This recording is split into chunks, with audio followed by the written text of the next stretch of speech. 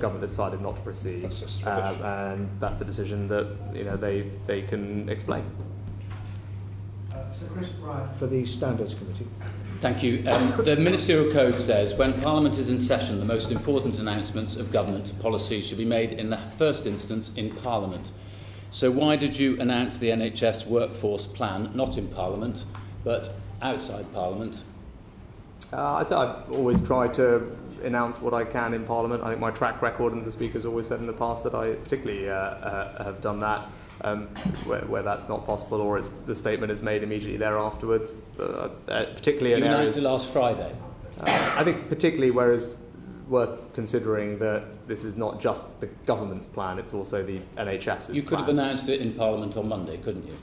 As I said, this involved not just the government; it involved also the NHS. Because it was the NHS's long-term workforce plan.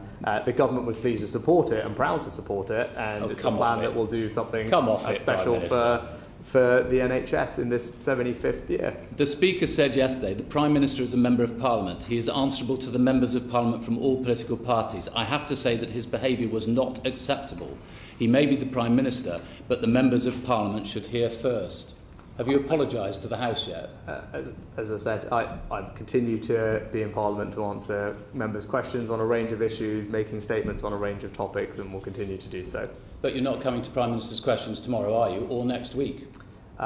Yes, because I am attending the 75th anniversary celebration for the NHS. And you decided when that should be, so you could have had it tomorrow evening or tomorrow morning?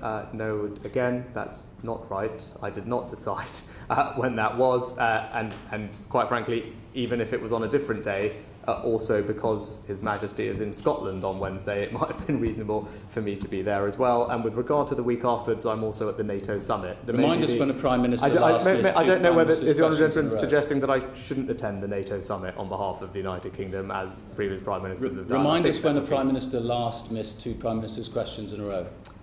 As I said, I don't know, but yeah. As I said, I think it's important. Is the Honourable Gentleman suggesting that I don't attend the NATO summit, which I'm not in control of the dates of? No, I'm suggesting that you should be attending Prime Minister's questions and not attending the NATO summit. And you should have made the statement to the House of Commons because your own ministerial code says that that's what you should do. So your view is your view is that we should not be attending the NHS celebration or the King's coronation celebration in Scotland, or indeed the NATO summit. I mean, that's a perfectly reasonable point of view. Let me ask you a different question. Pointing out the Leader of the Opposition also will be speaking. We're talking about your turning up in Parliament. NHS. We're talking about your respect for Parliament.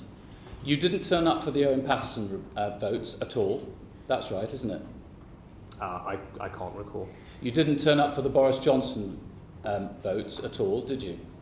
No, I was at a charity dinner for Jewish care.